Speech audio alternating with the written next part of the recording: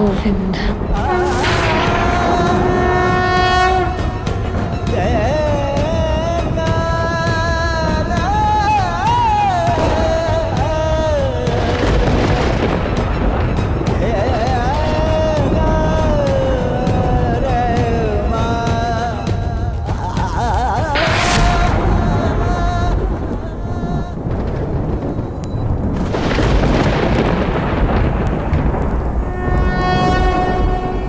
यदा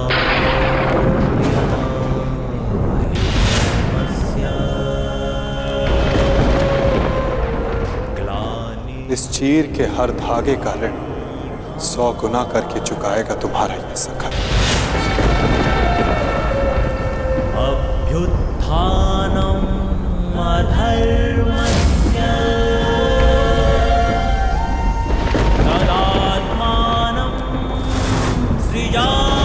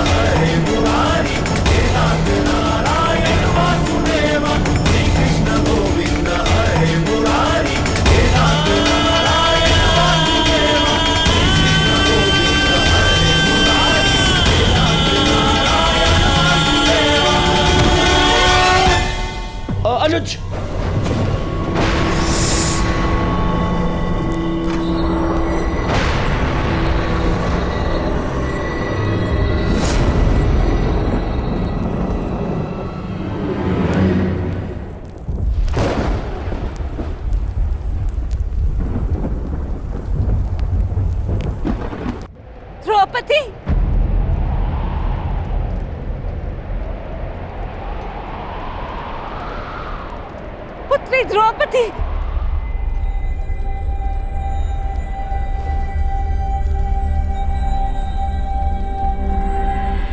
ये क्या अनर्थ हो रहा है सभा में?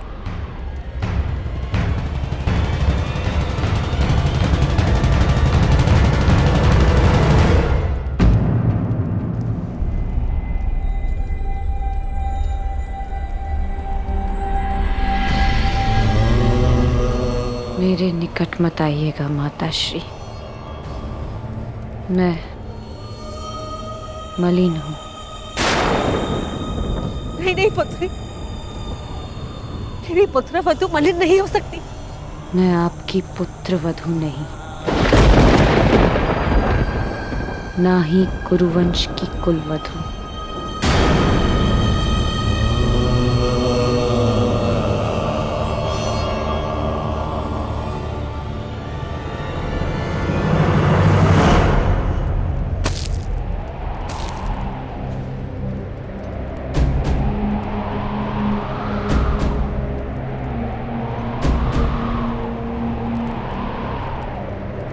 और ना ही आपके पुत्रों की पत्नी।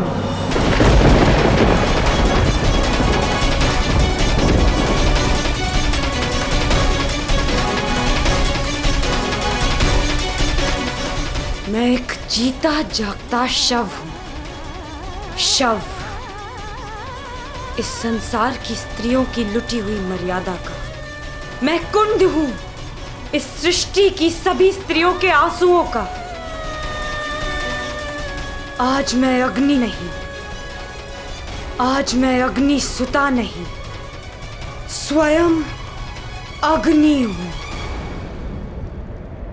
इस मूक मौन सभा के शमशान में जलते हुए नारी के मान के चिता की अग्नि हूं मैं,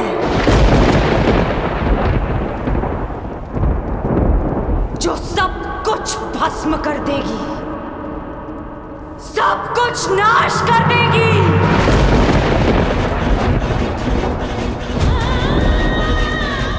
मैं जीव नहीं, साक्षात मृत्यु हूं, केवल मृत्यु। इस सभा में उपस्थित प्रत्येक अधर्मी की केवल मृत्यु।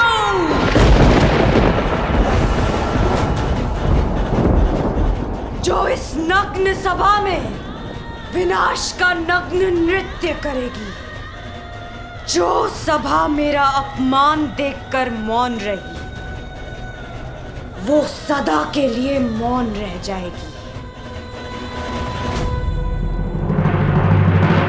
मुझसे हरण किए गए वस्त्र इस सभा में सभी के शव वस्त्र बनेंगे। जिसने मेरे अपमान पर अट्टहास किया, उन सबकी मृत्यु पर ऐसा विलाप होगा कि संसार युगों तक स्मरण रखेगा।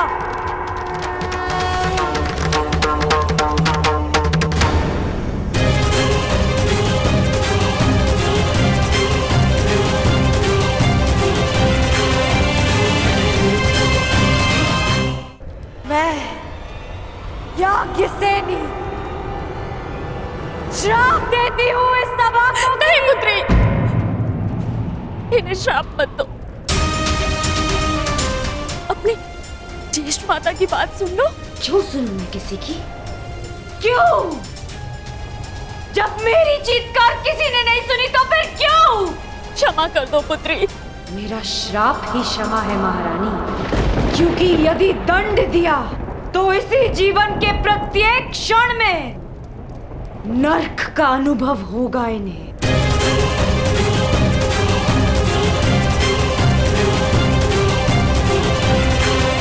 ठीक कहा पुत्री पांचाली।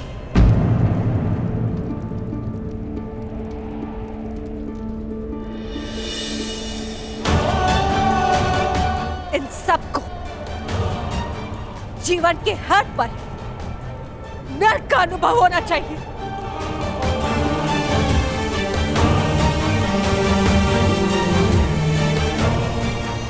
हस्तिनापुर के रक्षकों के मध्य हस्तिनापुर के आचार्यों के रहते, संसार के सबसे बड़ी नीतिवानों के मध्य यह नाट कैसे हुआ? मैं आपसे पूछती महामंत्री, हस्तिनापुर में अंधे युग का प्रारंभ कैसे हुआ? क्यों नहीं आपने इच्छा मृत्यु मांग ली ताजश्री? और आपने क्यों नहीं अपने ही वाणों से अपने हृदय को भेद लिया द्रोणाचार्य?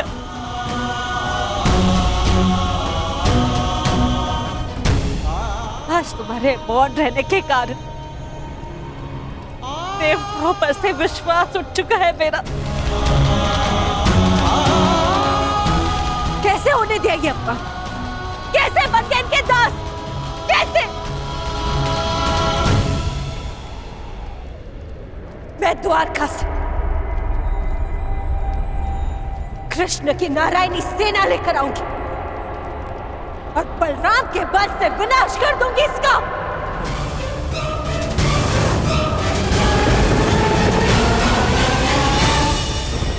सुन रहे हैं आप महाराज? सुनाई तो दे रही है ना आपको? हस्तिनापुर की ओर बढ़ रहे इस विनाश के पश्चात अपने आंखों पर पट्टी बांधते समय मैंने ये नहीं सोचा था कि एक दिन ऐसा भी आएगा, आप अपने मन की आंखों पर पट्टी बांध लेंगे। अगर थोड़ी सी भी लज्जा शेष है आप में तो कुछ कीजिए, इस ज्वालामुखी को फटने से रोक लीजिए महाराज। आज निश्चित रूप से ही हस्तिनापुर लज्जित हुआ है। पांचाली पुत्री, मैं तुम्हें वर देता हूं, तुम जो चाहोगी वैसा ही होगा। क्या चाहती हो पुत्री? मांगो, मेरा वचन है तुम्हें। एक स्त्री के लिए उसका मान सबसे बड़ा होता है और इस सभा में पहले उससे उसका सब कुछ छीन लिया और अभी प्रस्ताव रख रहे हैं कि जो वर मांगोगी मांग लो। अब मैं मांगूंगी नहीं, दूंगी, श्राप दूंगी। मैं याज्ञसेनी इस गुरुकुल को श्राप देती हूँ कि क्षमा करो, मेरे मूर्ख पुत्रों को श्राप देकर उनका त्राण मत करो। तुम्हें जो चाहिए वो मांगो, परंतु श्राप मत दो। मुझसे जो छीना गया वो मुझे कोई नहीं लौटा सकता, परंतु इस अधर्मी खेल में मेरे पतियों से जो छीना गया वो उन्हें लौटा दीजिए।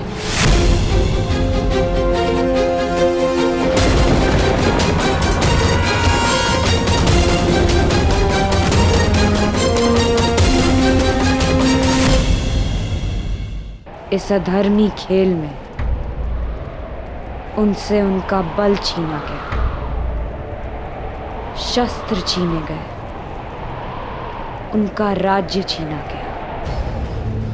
उन्हें उनका बल, उनका मान, उनके शस्त्र और उनका हारा हुआ राज्य लौटा दीजिए।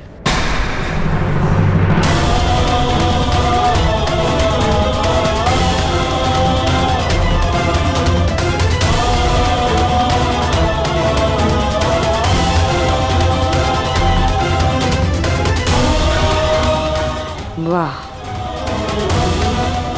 अब भी मौन है सब। और आप कह रहे थे दिया, जो तुमने मांगा दिया। पांडवों का राज्य, संपत्ति, शस्त्र और बल मैं सब लौटाता हूं।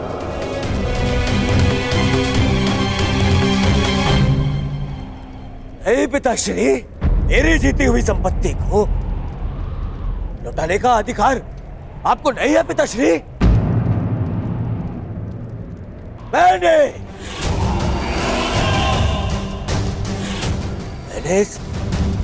इस युद्ध में जो भी जीता है वो अपने बल पर जीता है, अपने।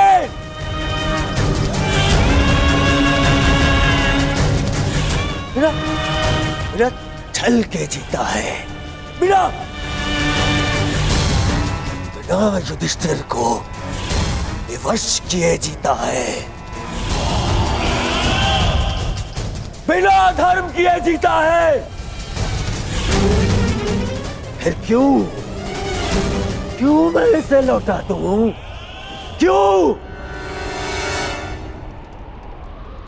आप बताइए महामंत्री, पितामह आप बताइए, आप सब बताइए, क्या इस युद्ध में कोई भी अधर्म हुआ है? कोई भी?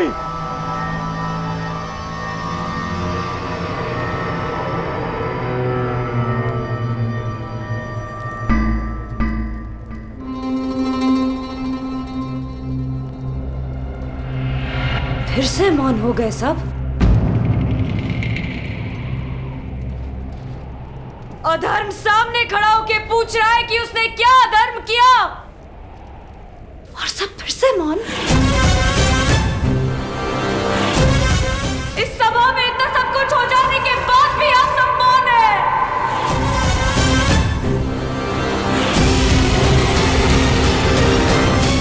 रहिए मौन सब, रहिए मौन।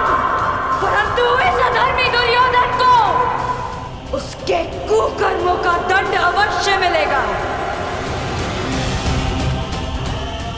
और उससे पहले इस सभा में उपस्थित वो हर व्यक्ति जिसने मौन रहकर ये अधर्म होते हुए देखा, उन्हें उनके मौन रहने का दंड मिलेगा।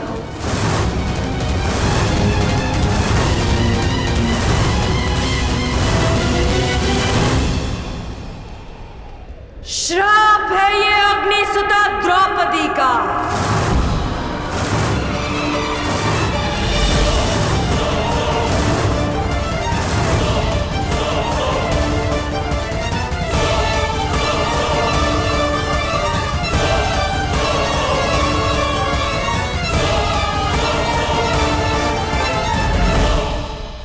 हर व्यक्ति जिसने मौन रहकर ये अधर्म होते हुए देखा, उन्हें उनके मौन रहने का दंड मिलेगा। श्राप है ये अग्निसुता द्रौपदी का।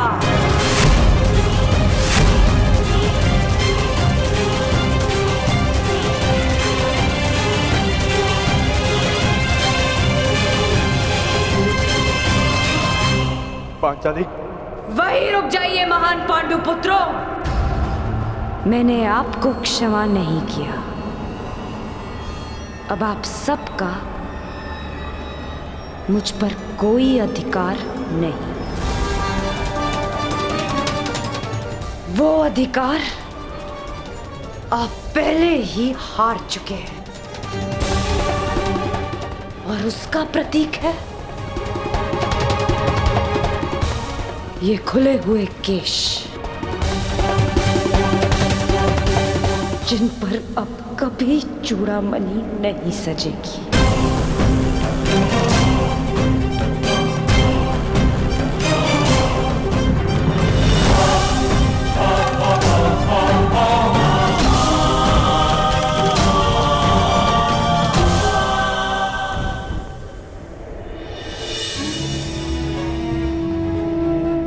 अपना जीवन दांव पर लगाकर स्त्री संतान को जन्म देती है।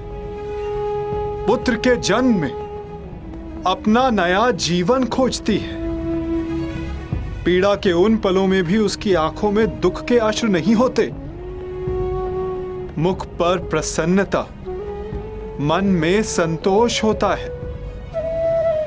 और बदले में हम पुरुष उसे क्या देते हैं? पुरुष के किए गए हर कार्य का दंड अंततः स्त्री को भुगतना पड़ता है। क्यों? राम को दंड देने के लिए सीता का हरण होता है? सीता को ही अग्नि परीक्षा क्यों देनी होती है?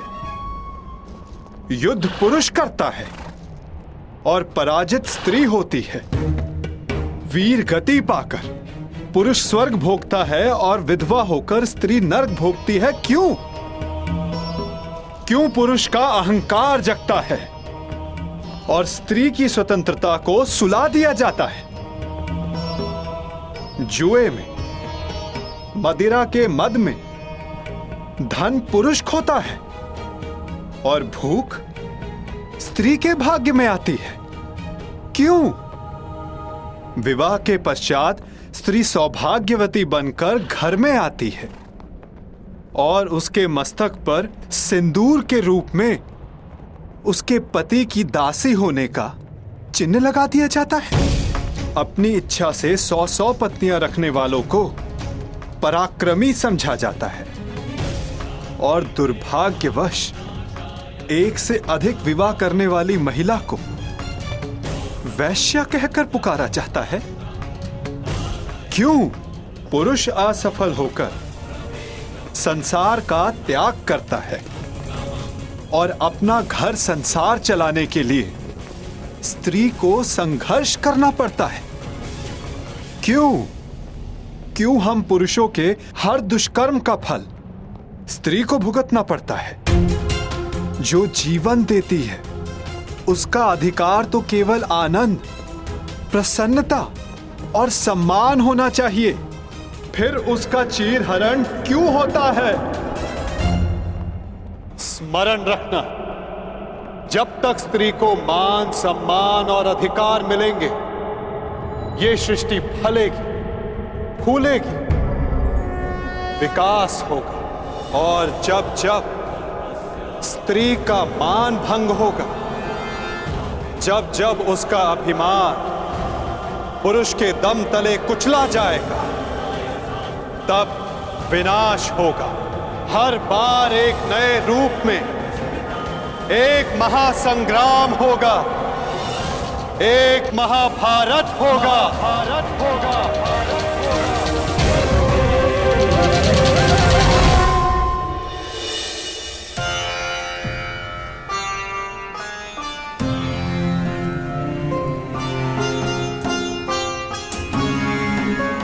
महाराज, आज संसार की सबसे अधिक लज्जित, सबसे अधिक दुखदायी सभा संपन्न हुई। अब आज्ञा दीजिए। नहीं है आज्ञा।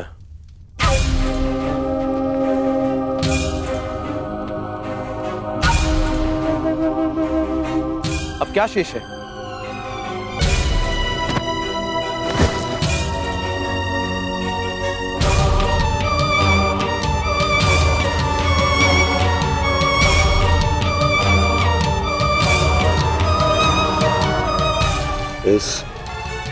इस सभा को अभी अपने महाराज का पिंडदान देखना शेष है।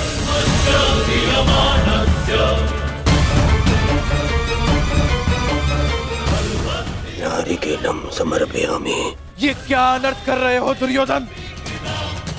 अपने पिता का तर्पण कर रहे हो मेरे जीते जी? हाँ, आपका पिंडदान कर रहा हूं।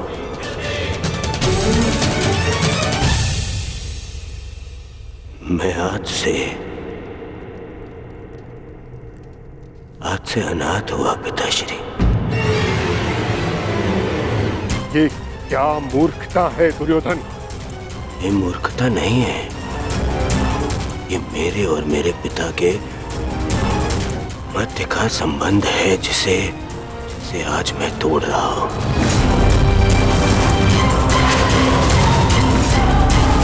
और आप इस संबंध से जुड़े हुए नहीं हैं, इसीलिए मौन रहिए पितामह। क्योंकि आज जो मेरे साथ हुआ उससे यही प्रतीत होता है कि मैं मैं पिता विहीन हूं। एक पिता अपने संतान के लिए जीता है।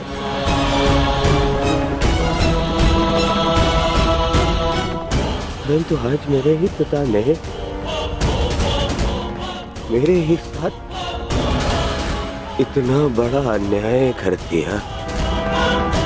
क्या अनर्थ प्रलाप कर रहे हो दुर्योधन? मैं प्रलाप कर रहा हूं। एक सम्राज्ञी को द्यूत में दासी बना लेने पर इस सभा में सभी ने बहुत बड़ा चढ़ाकर कहा। सब मेरे विरुद्ध हो गए, परंतु मुझसे बिना किसी कारण के एक श्राप के भय से मुझसे इंद्रप्रस्थ छीन लिया गया, मेरा साम्राज्य छीन लिया गया। और इस अन्याय के कारक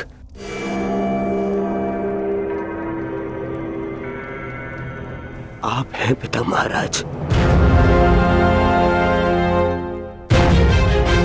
पहले पितामह के कारण हस्तिनापुर का विभाजन होने दिया आपने, और आज एक श्राप के भय से मेरा जीता हुआ साम्राज्य छीन लिया।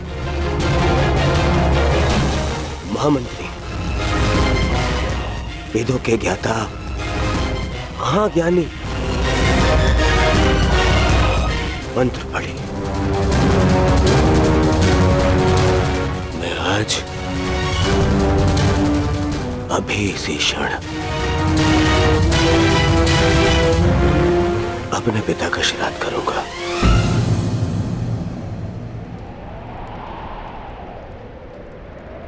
ऐसा मत कहो पुत्र, ऐसा मत कहो। मैं विवश हूं। मैं पांडवों का राज्य उन्हें लौटा चुका हूं पुत्र, परंतु ये श्राद्ध मैं सहन नहीं कर सकता पुत्र, सहन नहीं कर सकता। अब तुम्हारे त्राण के लिए मैं क्या करूं? आपके पुत्र को इस त्राण से बचाने के लिए और जीते जी आपको श्राद्ध से बचाने के लिए मेरे पास एक उपाय है महाराज।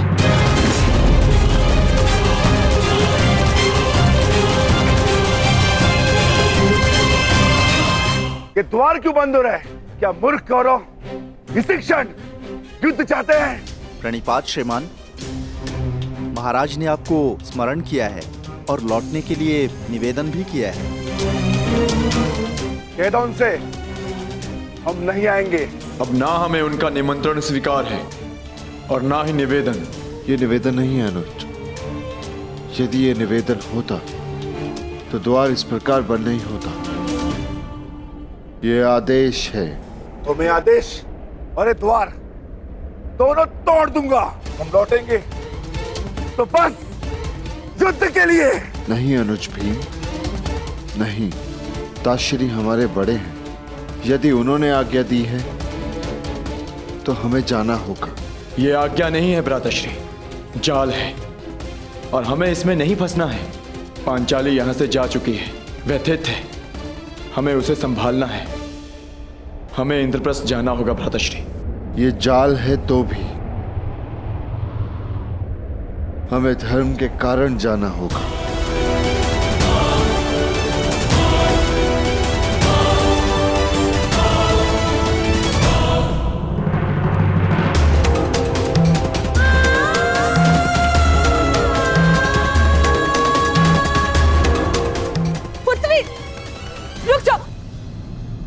इस अनर्थ का दंड अवश्य दिया जाएगा कौरवों को। यदि मन में क्लेश हो तो मुझसे बात करो, तुम्हारा मन हल्का हो जाएगा, परंतु इस तरह स्वयं को मत जलाओ। पांचन, पुत्री वहीं रुक जाइए माताश्री। ये द्वार मेरे और आपके मध्य की सीमा है, इसे पार मत कीजिएगा। पांचाली को एकांत चाहिए।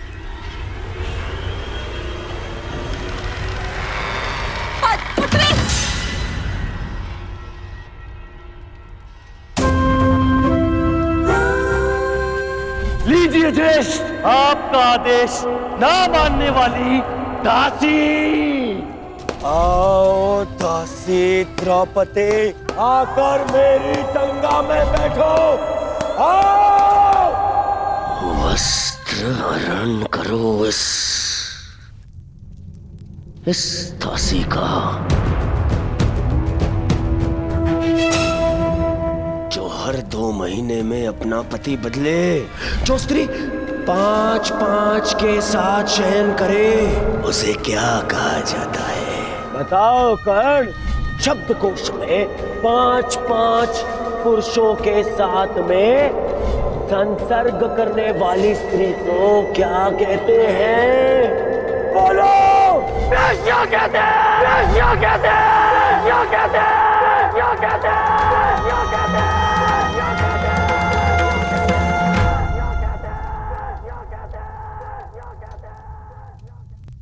सैनिक, दरवाजा तोड़ दो। पांचाली।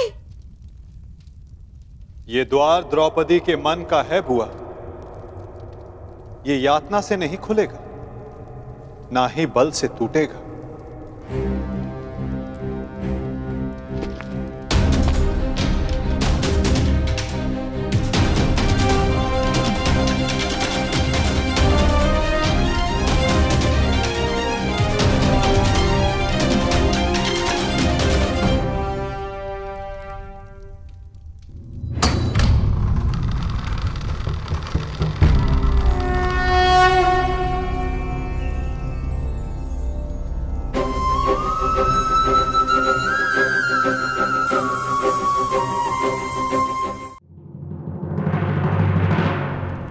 सखी,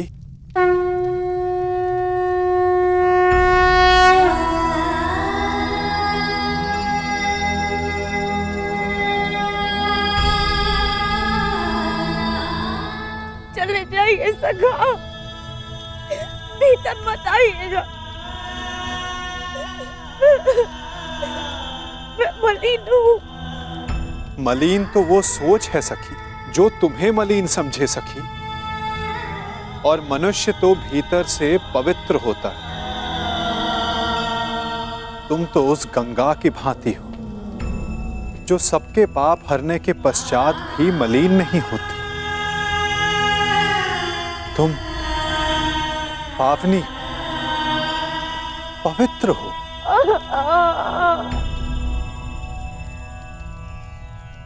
चले जाइए केशव, मेरे संताप का ताप बहुत तीव्र है। कदाचित ही मेरे सखा को भी क्षमा न करे। सखा हूं तुम्हारा, तुम्हारे सुख दुख हानि लाभ में बराबर का भागीदार हूं मैं। तुम्हारे सुख में आनंद किया और आज अपने हिस्से की पीड़ा तुमसे लेने आया हूं, तो अपने भागीदार को उसका अधिकार नहीं दोगी सखी?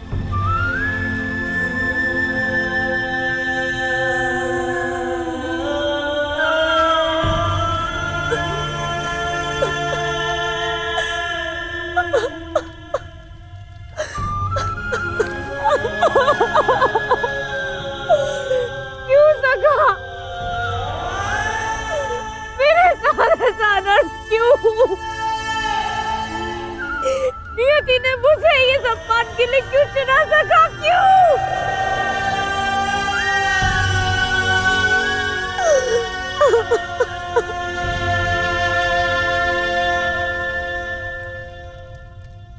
क्यों?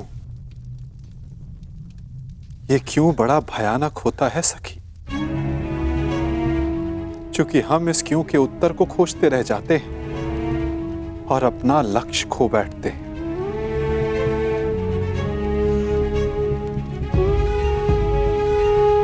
वो बालक जिसने जन्म लेते ही अपने माता पिता को खो दिया, जिसने जन्म की प्रथम रात्रि को मां का आलिंगन नहीं मिला, ज्वार खाती यमुना का आलिंगन मिला। यदि वो बालक नियति से इस क्यों का उत्तर मांगता, तो क्या मथुरा और गोकुल की नियति को बदल पाता? यदि सीता नियति से पूछती कि रावण ने उनका ही अपहरण क्यों किया, तो क्या यह संसार रावण से मुक्त हो पाता?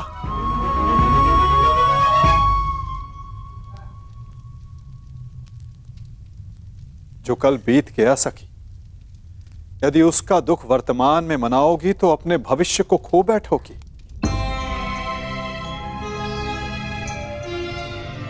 जब अपराध तुमने नहीं किया तो तुम क्यों भीतर से जल रही हो सखी? उन्हें जलने दो जिन्होंने ये पाप किया है।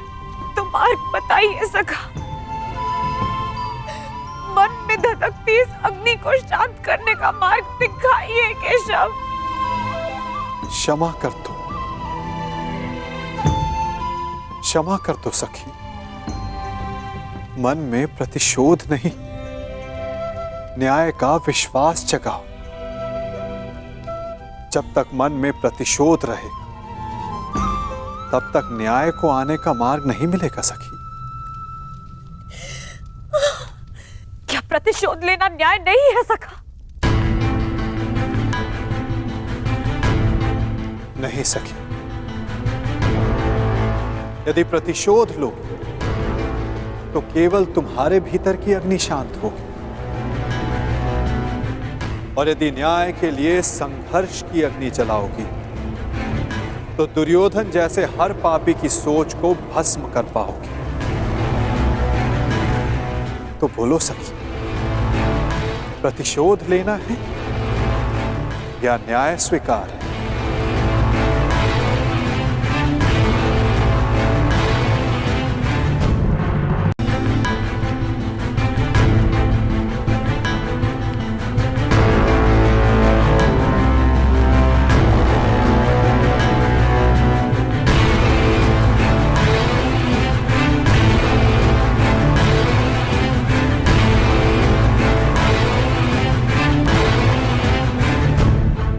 प्रणिपात दासश्री, आदेश करें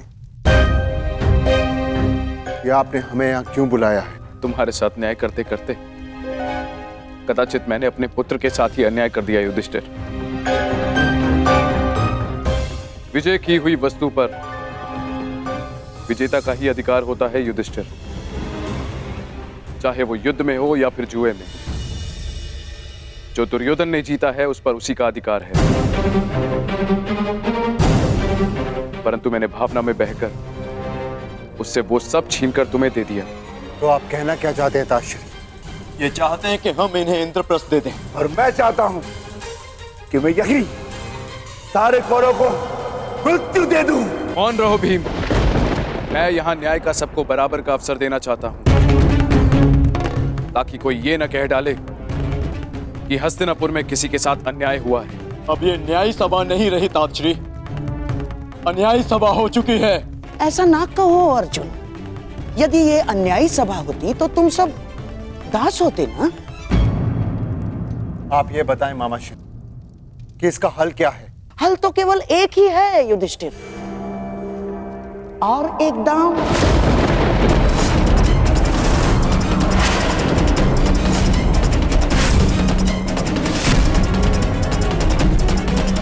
घबराओ मत पुत्रों, इस बार न राज्य दांव पर लगेगा और ना ही सम्मान, परंतु इस बार जीतने वाला दूसरे के राज्य पर 13 वर्ष का अधिकारी होगा।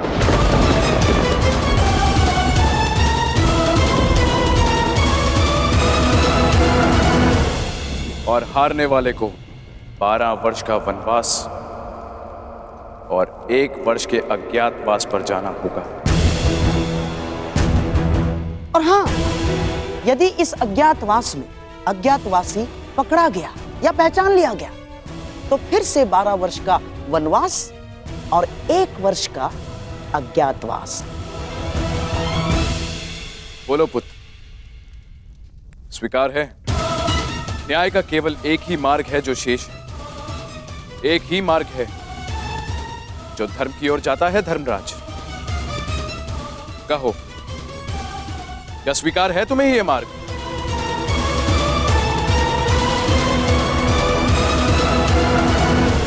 स्वीकार मत करना युधिष्ठिर,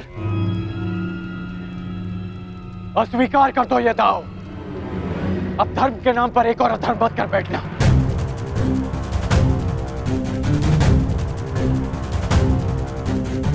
मौन मत रहो युधिष्ठिर, अन्यथा इतिहास तुम्हें कभी क्षमा नहीं करेगा।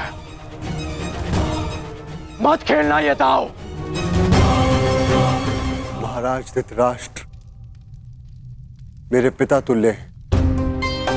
पितामह, आचार्य द्रोण और काका श्री सब यहाँ उपस्थित हैं और सबकी उपस्थिति में मुझे ये दाव खेलने को कहा जा रहा है। कदाचित ये दाव अधर्म, मैं इस दाव को ना कह सकता, इस अधर्म को ना कह सकता, परंतु बड़ों की आज्ञा का पालन करना ही मेरा धर्म है।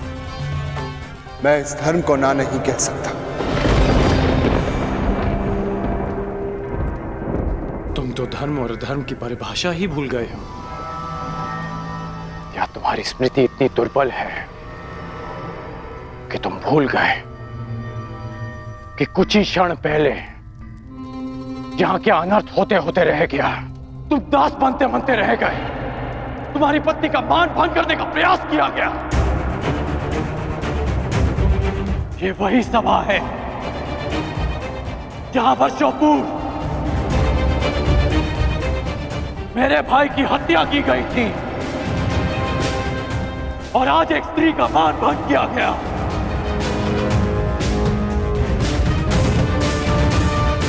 और तुम इस सभा में धर्म की बात कर रहे हो। मैंने पहली बार जीवन में किसी से हाथ जोड़कर प्रार्थना की थी।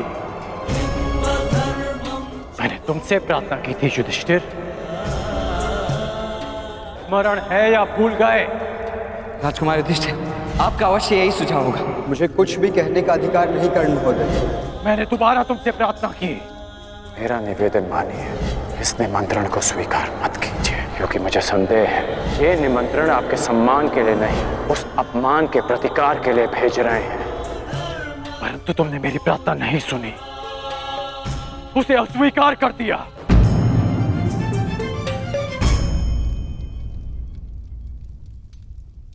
मैं अंतिम बार तुमसे प्रार्थना कर रहा हूं, ये दाव मत खेलना। और यदि तुमने मेरी ये प्रार्थना भी अस्वीकार कर दी तो इतिहास का तो पता नहीं, परंतु मैं तुम्हें कभी क्षमा नहीं करूंगा। तुम्हारे लिए मेरी घृणा और भी बढ़ जाएगी युधिष्ठिर। ऐसी मूर्खता मत करना। मेरे धर्म के मार्ग पर ना ही मुझे किसी की क्षमा की चाह और ना ही किसी के घृणा का भय। और इस समय मुझे लगता है कि ताश्री को अन्याय से बचाने के लिए ये खेल खेलना ही मेरे लिए धर्म है।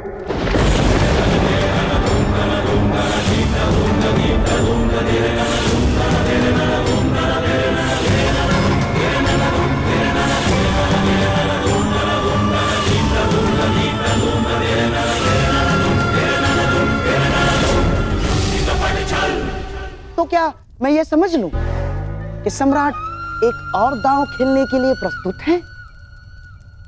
अस्वीकार कर दो पुत्र। पासों को छूना भी मत पुत्र। नहीं, नहीं पुत्र।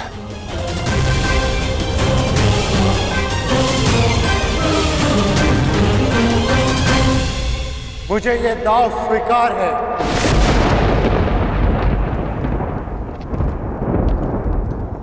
प्रत्येक पापी को दंड भुगतना होगा।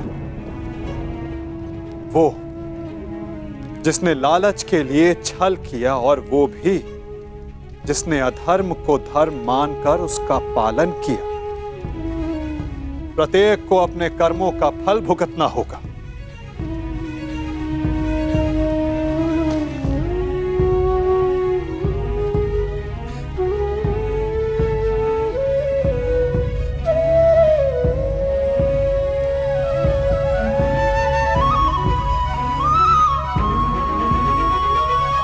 परंतु ऐसे नहीं, पलकों पर अश्रु लेकर नहीं।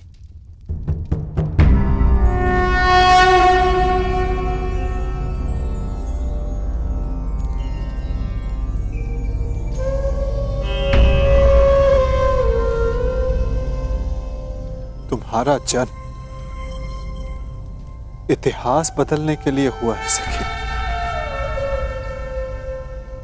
इतिहास बनने के लिए नहीं। इसीलिए प्रतिशोध नहीं, तुम्हें न्याय का मार्ग चुनना होगा, क्योंकि प्रतिशोध अन्याय को जन्म देता है और न्याय एक नई व्यवस्था की स्थापना को।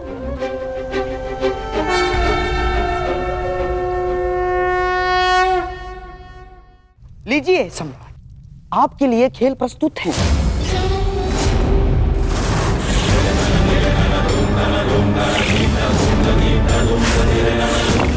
सुंदर युधिष्ठिर, अब मेरी बारी है।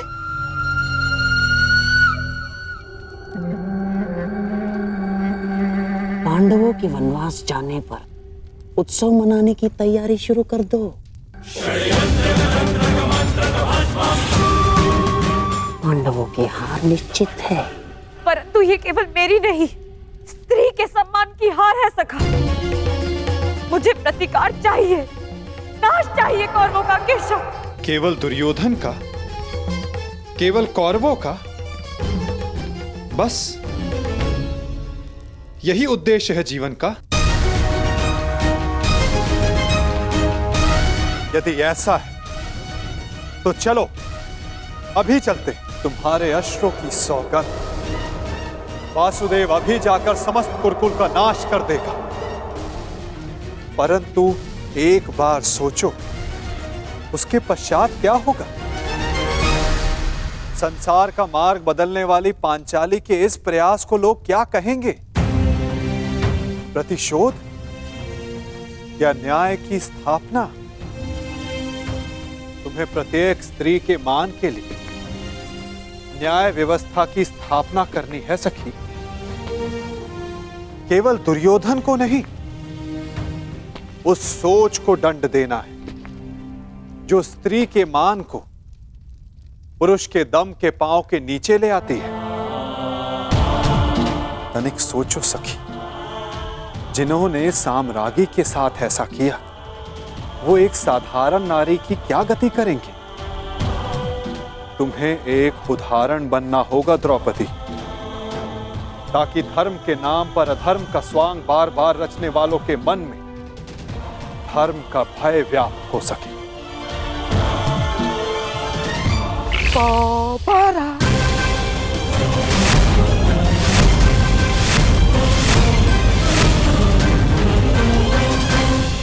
बधाई हो मेरे होने वाले सम्राट। दोबारा हार गए। पांडव दोबारा हार गए। सम्राट युधिष्ठिर, पांचाली को दासी बनने से तो तुमने बचा लिया, परंतु स्वयं को वनवासी होने से नहीं बचा पाए। वन में जाने को प्रस्तुत हो जाओ महान पांडु पुत्रों। और हां, स्मरण रखना,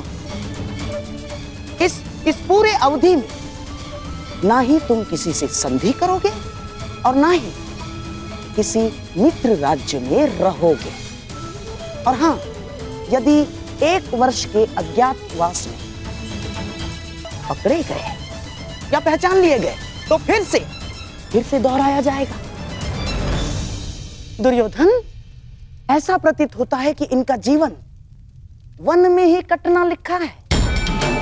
अब तुम ही बताओ, जन्म वन में लिया, विवाह वन में किया, और अब काल का सामना भी कदाचित वन में ही करोगे।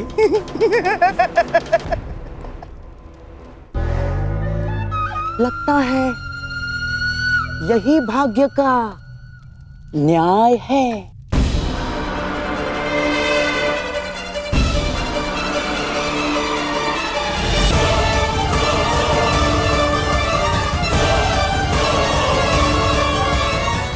काल का सामना आप करेंगे मामा श्री, क्योंकि इस अन्याय का प्रतिशोध हम लेंगे, न्याय लेंगे हम। तुम्हें न्याय मिलेगा। प्रत्येक पापी को उसके किए अधर्म का दंड मिलेगा। प्रत्येक के कर्मों का फल उस तक लौट कर आएगा सखी। 13 वर्ष पश्चात हम फिर लौटेंगे और इस बार आज्ञा नहीं, हम अपना अधिकार लेंगे। और जो कुछ इस द्यूत भूमि में हुआ है उसका प्रतिकार हम युद्ध भूमि में लेंगे। मैं प्रतिज्ञा लेता हूं कि पांचाली के अपमान पर अट्टहास करने वाले इन 100 कौरों को मैं अपने इन हाथों से यमलोक भेज दूंगा।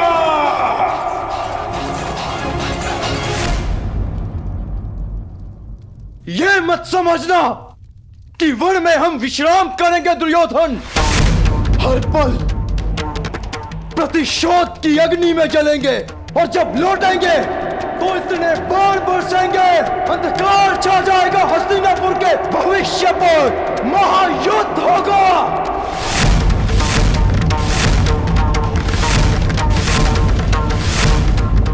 बात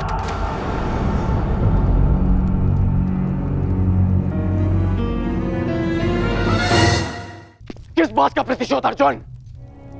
आज द्रौपदी का सम्मान भंग हुआ तो उसका कारण दुर्योधन के प्रतिशोध से अधिक युधिष्ठिर का लालच था। और अब वनवास भी तुमने स्वयं पाया। मैं ये नहीं कहता इस सभा में जो हुआ वो उचित था। दुर्योधन ने जो किया वो धर्म था। तुमने भी अधर्म किया। तुम्हारे साथ जो हुआ उसका कारण तुम्हारा मिथ्या धर्म है, तुम्हारा लालच है। तुम्हें लगा कि एक बार और युद्ध खेलकर कौरवों को सदा के लिए वन में भेज दोगे। तुम्हें लगा कि यही अवसर है, खेल लो। परंतु अवसरवादी वीर नहीं होते। वीर वो होते हैं जो हर क्षण को अवसर बना दें। यदि आज तुम ये दूसरा दांव ना खेलकर युद्ध करते तो सौगंध अपने गुरु परशुराम की कि अपने आत्मग्लानि के निराकरण के लिए मैं स्वयं अपना कवच निकालकर तुम्हारे चरणों में रख देता और तुमसे कहता कि मेरा सर धड़ से अलग कर दो। परंतु तुम सब कायर हो। तुमने युद्ध चुना, युद्ध नहीं। द्रौपदी का मान भंग करने के उत्तरदायी तुम पांचों भाई हो। जब देखो नियम और धर्म का बखान करने वाले। जानते भी हो कि नियम और धर्म क्या है? नियम और धर्म वो होते हैं जो समाज और मनुष्य के कल्याण के लिए होते हैं, और जो नियम और धर्म विनाश ले आए वो अधर्म है। और इस बार ये अधर्म तुम सबने किया है। धर्म और अधर्म का निर्णय इस सभा में नहीं होगा कर्ण। बीतने दो 13 वर्ष, उसके पश्चात होगा यह निर्णय। उन 13 वर्षों के पश्चात कर्ण युद्ध भूमि में तुम्हें सबसे आगे खड़ा मिलेगा। तुम भाई जिसे धर्म युद्ध कहते हो, मैं उसे तुम जैसे धर्म को ना समझने वालों के विरुद्ध महायुद्ध कहता हूं। ये युद्ध प्रतिशोध के लिए नहीं होगा, ये धर्म युद्ध होगा। धर्म और न्याय की स्थापना के लिए होगा, साधुओं के परित्राण के लिए, दुष्कर्मियों के नाश के लिए होगा। जब खेत में खरपतवार इतनी बढ़ जाए कि रोकी ना जा सके तो उसे जलाकर भस्म कर दिया जाता है, ताकि उसकी भस्म की नींव पर नई फसल जन्म ले सके,